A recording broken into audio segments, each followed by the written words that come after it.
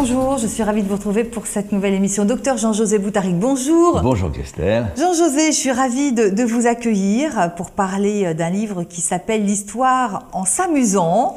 C'est la réédition d'un livre qui était sorti dans les années 90. Oui, c'est ça, à peu près, oui. Et qui s'appelait En s'amusant avec l'histoire. Voilà. Mais mon éditeur, parce que ça fait très bien dire mon éditeur, absolument, a préféré des éditions en Fortas, a préféré changer le titre. Il a trouvé qu'il était mieux. Et ma foi, bon, oui. Jean-José Boutaric, je rappelle que vous êtes l'ancien président du groupement des écrivains médecins. On a eu le plaisir de faire de nombreuses émissions ensemble durant des années. Vous êtes aujourd'hui le secrétaire perpétuel de l'Académie Littré. Vous venez régulièrement nous présenter d'ailleurs les livres qui sont en compétition et puis on reçoit les lauréats. Le prix Littré va être remis en février et pour l'instant, on lit les livres. Voilà. Bon, alors donc, vous viendrez nous en reparler un petit peu plus tard. Ça va être On a plaisir. hâte de savoir un petit peu qui va rester finalement en lice, dernière ligne droite. Jean-José, l'histoire en s'amusant. Alors voilà, vous dites, quel est le point commun entre Henri IV, Cléopâtre, Charles VIII, Socrate, ici l'impératrice, Abraham Lincoln, Félix Faure, Paul Doumer? Je dirais que, puisqu'ici on est devant un auditoire de médecins, que le critère d'inclusion était une agression, une agression, même pas brutale, c'est un pléonasme, et suivie de la mort dans un délai d'1 heure, de façon que le SAMU puisse intervenir. Donc il y a trois parties différentes dans chaque chapitre. La première, j'ai inventé une petite équipe de SAMU. Oui, Joël, le médecin transporteur, il y a Sylvie, l'infirmière anesthésiste, il y a le brancardier et il y a le chauffeur. Et il y a le chauffeur, voilà. Donc au départ, il y a cette petite équipe que vous avez créée. Alors cette petite équipe, elle est au SAMU, elle est au dispatching, etc.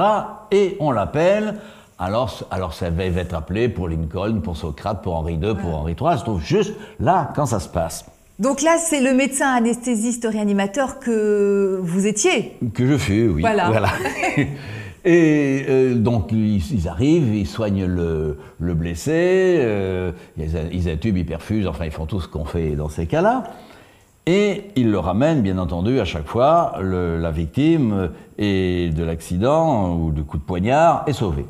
Et alors ensuite, il y a toujours là un historien qui traîne dans le coin, qui dit « Oui, c'est pas mal ce que vous avez fait, mais enfin, non, voilà comment ça s'est passé. » Oui, parce que finalement, vous dites, tous sont morts effectivement d'une façon brutale, et si le SAMU avait existé, que serait-il devenu? Eh bien, si le SAMU, on aurait pu en sauver quand même, mais pas 14. Et M. Huguenard, dont j'étais dans son service, le professeur Huguenard à Créteil, à Mont-d'Or, m'avait fait une préface bien sympathique, en disant même que la statistique est trop belle, puisque sur 14, ils sont sauvés tous les 14. Oui. Ce qui est magnifique. Surtout pour Henri IV, par exemple, parce qu'une plaie de l'artère pulmonaire, ça saigne beaucoup. Mais là, c'est un coup de chance. C'était rue de la Ferronnerie, vous savez, dans le quartier des Halles. Le SAMU, précisément, passait à cet instant-là. Alors, ils ont fait une intubation sélective, ils sont bien débrouillés.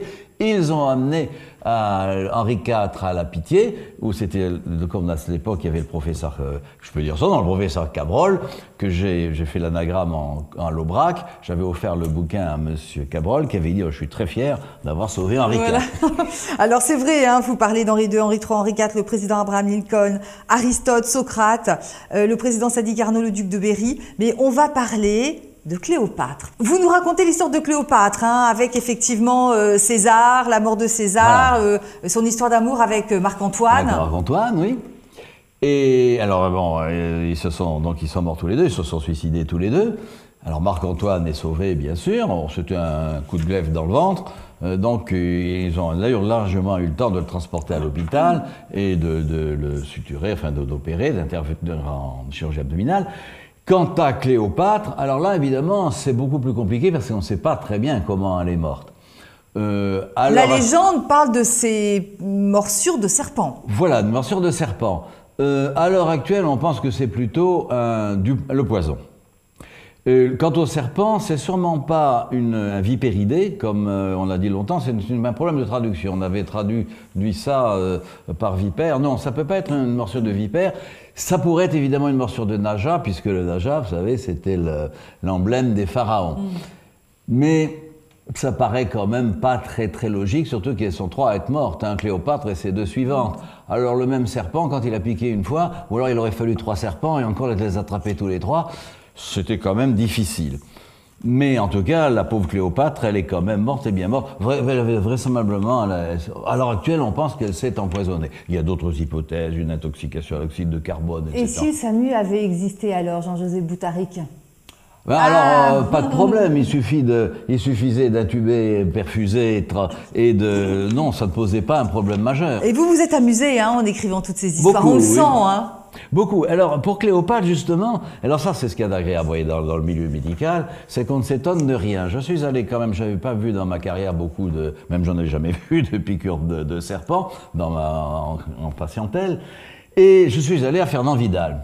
Ah, me dit l'interne, pas étonné du tout quand je lui dis je voudrais savoir comment Cléopâtre a été piquée par son serpent. Mais oui, mais bien sûr, je lui aurais dit, c'est monsieur Dupont qui est rentré hier, ça aurait été pareil. Ah, vous tombez bien, il y a justement un monsieur qui travaille dans les labos qui vient de se faire piquer par une vipère. Vous allez voir, il va vous montrer comment il est. Alors quand j'ai vu comment il était, c'est sûrement pas une piqûre de vipère qui a pu piquer Cléopâtre. Et alors ce monsieur qui connaissait parfaitement les piqûres de serpents venimeux m'a fait tout. J'ai passé l'après-midi avec lui. Il allait beaucoup mieux. Et j'ai appris énormément de choses. Je l'ai pas cité parmi les dédicaces, mais il aurait mérité d'être cité. Et Henri IV? Alors, Henri IV, c'est plus coton, parce que comme je disais, une plaie de l'artère pulmonaire, ça saigne. Eh ouais. Alors, mais le SAMU, il passe rue de la Ferronnerie au moment où il était poignardé. Alors donc, c'est pareil, on sauve Henri IV, alors il faut une intubation sélective, parce que ça avait saigné beaucoup dans le poumon gauche, mais comme ça, qui tournait sur un cylindre sur 2. Et pareil, donc Henri IV est sauvé, suturé, et guéri, il est tout content. Bon, on va finir avec Félix Faure, célèbre président de la République, décédé à l'Élysée, on va dire dans des circonstances un peu particulières. Oui. Il n'est pas décédé à ce moment-là. Et c'est vrai que, voilà, beaucoup de gens font l'erreur. Ouais. Il avait comme maîtresse Madame Stenel, qui était la femme d'un peintre assez renommé d'ailleurs, et elle venait lui rédiger ses mémoires. Officiellement. L'aider, oui, officiellement, dans son bureau à l'Élysée. Et officieusement, ils s'amusaient beaucoup tous les deux. Et officieusement, ils faisaient autre chose. Et puis un jour, voilà. Accident vasculaire cérébral. Alors que Madame s'affairait... Et voilà. Et alors, ce qu'il y a d'amusant, c'est les commentaires qu'il y a eu. On a dit, mais c'est épouvantable. Il a fallu lui couper les cheveux parce qu'elle avait, il avait les doigts crispés dans les cheveux. Alors, je suis désolé, mais en cas de mort subite, la rigidité cadavérique, c'est pas instantané. Bon, alors raconter n'importe quelle bêtise. En fait, alors bien sûr, elle est partie par le fameux escalier dérobé. Elle s'est tout de suite sauvée. Mais il n'est pas mort alors qu'effectivement ils étaient en plein débat sexuel ou que oui d'ailleurs ou autre.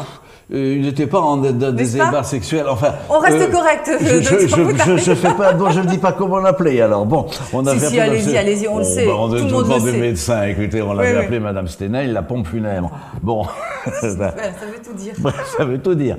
Mais bref, quoi qu'ils aient pu faire, toujours est-il que... Il avait d'ailleurs eu il y avait eu des signes prémonitoires au préalable, parce que c'était en pleine affaire Dreyfus, et que le prince de Monaco était venu discuter pour plaider la cause de Dreyfus. Et Félix Faure s'est appuyé la tête contre un carreau, et pendant quelques secondes, il était sur off en quelque sorte. Et il avait eu déjà plusieurs épisodes. Et alors là, il était très contrarié aussi par le fait qu'on vienne, que des souverains étrangers viennent lui parler des problèmes français. C'était un homme qui avait énormément conscience de l'importance du rayonnement de la France, etc. On l'appelait le président Soleil, Coco Belleuil aussi. Et alors, il a fait son accident vasculaire cérébral qui s'est aggravé très rapidement, et il est mort dans les bras de sa femme et de sa fille qui était à l'étage au-dessus, qui était à côté. Voilà, une fois que la maîtresse est partie qu'on lui trouvait un médecin. Alors racontez l'histoire du médecin parce que... C'est pas le médecin, c'est le curé. C'est le curé, pardon. C'est le curé. Il était franc-maçon. Mais il n'empêche, comme ça, sa femme et sa fille étaient très catholiques pratiquantes, elles ont dit, il faut appeler un prêtre. Ah, on n'a pas pu... Alors oui, pour le médecin, ils ont cherché un médecin partout, mais ça c'est autre chose.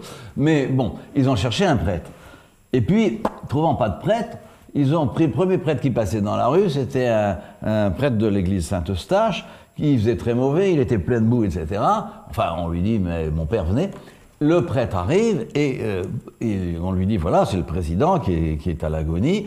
Et évidemment, le prêtre, avant d'administrer les derniers sacrements, a demandé s'il était conscient. Donc a-t-il toujours sa connaissance? Et l'employé de service aurait répondu « Non, elle vient de partir par l'escalier dérobé ». Mais on n'a jamais su qui avait répondu ça. C'est vraisemblablement... C'est peut-être même pas une légende, parce que toutes les histoires ont souvent une cause. En tout cas, c'est ce qu'on m'a raconté. Bon, et si donc le SAMU avait existé, on l'aurait sauvé? Alors? Un accident vasculaire cérébral, enfin peut-être, mais en tout cas il aurait pas repris la présidence parce qu'il avait fait quand même un gros accident et très rapidement évolutif. C'est comme il y a Lincoln. Lincoln avait pris une balle en plein dans le cerveau.